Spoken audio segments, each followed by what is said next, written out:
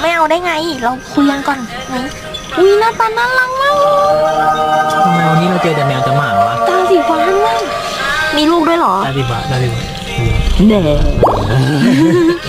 ไม่ตาแป๋วเลยดูดิ เออ เห็นปะ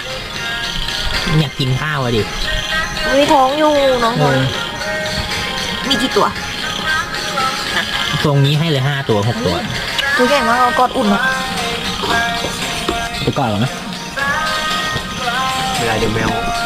วพี่มันจะออกอาการ ดีมากพี่เพราะว่าเขามีเจ้าของนะ อ้าวเขาเป็นเจ้าของ อ้าว ซ่อมแพง พี่เจอลูกเจ้าของว่ะ อ้าวนี่มันทายาทใช่ไหมคือพี่ในตามเขียนแล้วให้